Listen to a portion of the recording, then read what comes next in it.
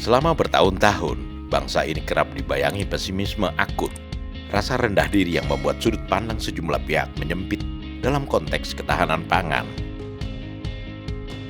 Di mata mereka yang pesimis, Indonesia terlalu besar untuk swasembada, terlalu banyak mulut untuk diberi makan, terlalu sedikit lahan untuk ditanami.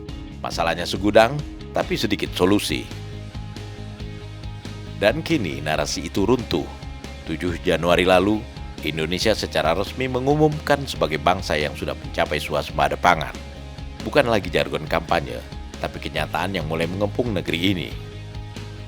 Hari ini kita telah mencatat suatu kemenangan yang penting. Tidak ada bangsa yang merdeka kalau makan tidak bisa tersedia untuk rakyat. Tidak ada. Tidak mungkin. Tidak mungkin bangsa itu merdeka kalau makan pangan tergantung bangsa lain. Dan ini sudah dibuktikan. Begitu ada COVID, negara yang punya beras tidak mau jual ke kita. Saya tahu waktu itu, saya sudah menteri, saya ngerti benar-benar. Presiden kita waktu itu sampaikan ke saya. Beliau terbang ke sini, terbang ke sana, nego sama pemimpin-pemimpin negara yang punya beras. Akhirnya karena hubungan baik beliau dengan beberapa tokoh, akhirnya mereka waktu COVID adalah pembuka mata. Waktu COVID pandemi adalah warning, adalah peringatan, adalah lampu kuning bagi bangsa Indonesia. Jangan mau, jangan lengah, jangan tergantung bangsa lain. Apalagi untuk makan. Juga untuk BBM, untuk energi.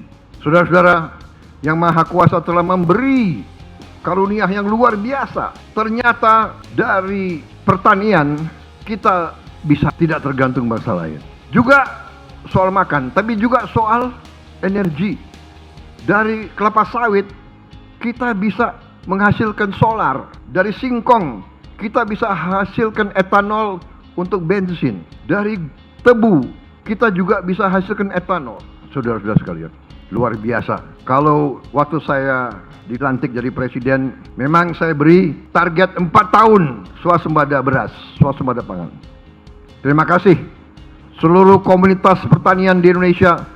Saudara bekerja keras, saudara bersatu, saudara kompak, saudara hasilkan yang 4 tahun saudara berikan kepada bangsa dan negara. 1 tahun kita sudah swasembada. 1 tahun kita sudah berdiri di atas kaki kita sendiri. 1 tahun kita tidak tergantung bangsa-bangsa lain, saudara sekalian. Satu hal yang perlu ditegaskan sejak awal, ini bukan keajaiban mendadak di era Presiden Prabowo Subianto, bukan pula ide baru yang lahir semalam. Swasembada pangan adalah gagasan lama Prabowo yang baru sekarang akhirnya dijalankan tanpa ragu. Jauh sebelum menjadi presiden, Prabowo sudah menuliskan ketahanan pangan dengan tegas dalam bukunya Paradoks Indonesia. Prabowo memiliki keyakinan suatu bangsa tidak akan pernah benar-benar merdeka jika tidak mampu memberi makan rakyatnya sendiri. Dan lagi, menurut Prabowo, impor pangan adalah jalan mudah, tapi juga jalan menuju ketergantungan. Indonesia, kata Prabowo, harus berani memilih jalan sulit, yaitu swasembada. Ini bukan kata-kata setelah jadi presiden. Ini adalah keyakinan lama yang sudah ditulis jauh sebelum kekuasaan di tangan.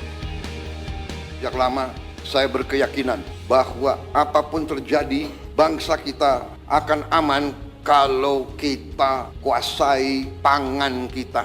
Kalau kita bisa amankan pangan kita, kita bisa jamin bahwa kita bisa beri makan kepada rakyat kita setiap hari, setiap minggu, setiap bulan, setiap tahun. Saya tidak pernah percaya bahwa satu bangsa bisa merdeka kalau dia tidak bisa produksi pangannya sendiri. Tidak ada dalam sejarah manusia. It does not happen. It will not happen. Tidak ada negara yang merdeka berdaulat tanpa dia bisa produksi makannya sendiri. Karena itu, produksi pangan bagi saya adalah strategis. Banyak yang menertawakan gagasan Prabowo, dibilang terlalu idealis, tidak realistis, bahkan kuno. Padahal yang sebenarnya terbelakang adalah cara berpikir mereka yang terlalu lama nyaman hidup dalam impor. Maka saat kesempatan itu datang, Prabowo tidak memulai dari slogan. Ia memulai dari struktur. Air diperbaiki, pupuk dipastikan, benih diperkuat, alat produksi dimodernisasi, distribusi dipangkas dari rantai panjang yang selama ini mencekik petani. Ini bukan kebijakan instan, ini kerja senyap yang hasilnya tidak selalu masuk berita utama media arus utama, apalagi sosial media, tapi dampaknya terasa nyata di bawah. Karena saya melihat ada kejanggalan di bangsa kita. Saya melihat sudah berapa puluh tahun negara yang begini kaya, rakyatnya masih banyak yang miskin. Saya tidak dapat menerima di akal sehat saya dan di hati saya bagaimana negara yang begini makmur, bagaimana negara yang berjuang ratusan tahun untuk merdeka, tetapi kekayaannya kurang dinikmati oleh sebagian besar rakyat Indonesia. Terutama yang tidak masuk di akal saya, bagaimana bisa negara yang begini besar, negara yang diberi karunia oleh Yang Maha Kuasa, bumi yang luas, bumi yang kaya, tanah yang subur, tetapi kita tergantung bangsa lain untuk pangan kita. Kita impor pangan. Tidak masuk di hati saya, tidak masuk di akal saya. Saya memang bukan orang pintar, saya tidak punya gelar profesor, tapi saya bisa melihat yang benar dan yang tidak benar. Saya bisa melihat yang masuk akal, yang tidak masuk akal. Saya bisa merasakan keadilan dan tidak adanya keadilan. Dan kini hasil itu mulai terlihat. Produksi meningkat, cadangan nasional menguat, ketergantungan impor ditekan. Yang paling penting, petani kembali merasa dibutuhkan. Bukan sekedar objek program, tapi subjek pembangunan. Swasembada pangan bukan cuma soal angka. Ini soal martabat, martabat petani, martabat negara. Tentu saja masih ada yang sinis. Katanya ini hanya pencitraan. Katanya belum sempurna. Pertanyaannya sederhana.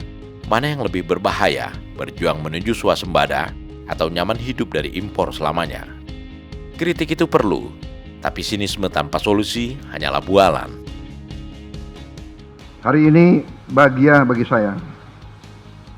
Bahagia, saya senang sekali. Dan saya melihat tadi penuh harapan, penuh keyakinan. Kalau banyak tokoh nyinyir mengatakan kita tidak bisa swasembada pangan, hari ini kita buktikan kita swasembada pangan. Sekarang setelah kita swasembada pangan, saya dengar lagi, oh iya, tapi paling swasembada pangannya paling setahun 2 tahun. Nggak apa-apa, kita buktikan, tiap tahun kita buktikan swasembada. Tidak hanya swasembada beras, jagung, singkong, semuanya kita swasembada nanti. Bawang putih, kita harus swasembada. Saudara-saudara, ternak, ikan, semuanya kita akan produksi besar-besaran. Bangsa ini perlu kejujuran. Swasembada pangan ini bukan kebetulan. Ini bukan keberuntungan. Ini bukan sulap politik. Ini adalah gagasan lama yang tertulis, diucapkan lalu dijalankan. Banyak orang punya ide, tapi tidak semua orang punya nyali untuk menjalankannya. Prabowo Subianto memilih jalan yang tidak mudah, tapi jalan yang memang diperlukan. Swasembada pangan bukan akhir perjuangan, ini baru awal dari kedaulatan yang lebih besar. Karena bangsa yang bisa memberi makan rakyatnya sendiri adalah bangsa yang tidak mudah ditekan, tidak mudah dibeli, dan tidak mudah untuk ditakut-takuti. Dan di bawah Prabowo Subianto, Indonesia sedang membangun kembali keyakinan itu. Dengan satu pesan jelas, swasembada bukan mimpi di siang bolong.